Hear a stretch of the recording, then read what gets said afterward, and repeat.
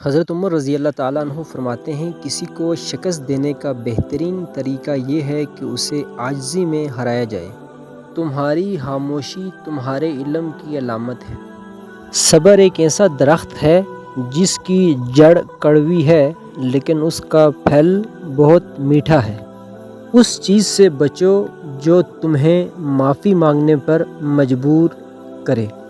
جو گزر چکا ہے اس پر غم نہ کرو کیونکہ یہ تمہارے لیے بہتر ہو سکتا ہے، اور جو آ گیا ہے اس پر زیادہ خوش نہ ہو کیونکہ یہ تمہارے لیے آزمائش ہو سکتی ہے۔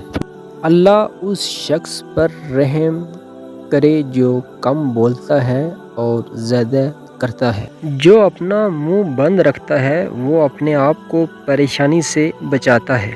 اللہ کے نزدیک سب سے پسندیدہ جگہیں مسجدیں ہیں اور اللہ کے نزدیک سب سے ناپسندیدہ جگہ بازار ہیں۔ علم ایک روشنی ہے جو اللہ اس کے دل میں ڈالتا ہے جسے وہ چاہتا ہے۔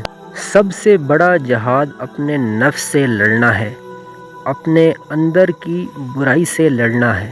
جو کام آج کر سکتے ہو اسے کل پر مت ڈالو۔ تم میں سے طاقتور وہ ہے جو غصے میں خود پر قابو رکھتا ہے۔ نہ کوئی طاقت ہے اور نہ کوئی قوت سوائے اللہ کے۔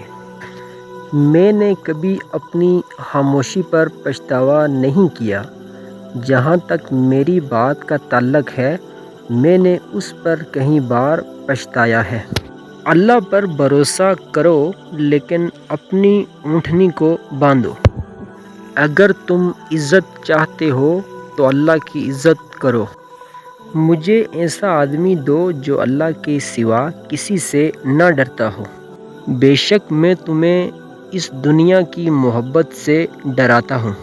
اللہ کے نزدیک سب سے پسندیدہ عمل وہ ہیں جو مسلسل ہوں چاہے وہ تھوڑے ہی کیوں نہ ہوں۔ جو اپنی ضرورت چھپاتا ہے اللہ اسے بے نیاز کر دیتا ہے۔ زیادہ بات نہ کرو کیونکہ یہ دل کو سخت کر دیتی ہے۔ بے شک دنیا ایک عارضی ٹھکانہ ہے اور آخرت مستقل ٹھکانہ ہے، لہٰذا اپنے عارضی ٹھکانے سے اپنا مستقل ٹھکانے کے لیے لو۔ جو کام آج کر سکتے ہو اسے کل پر مت ڈالو۔ تو پیارے دوستو، اگر آپ کو ہماری ویڈیو اچھی لگی ہے تو ہمیں ضرور بتائیں کہ آپ کو حضرت عمر رضی اللہ تعالیٰ عنہ کا سب سے اچھا قول کون سا لگا ہے۔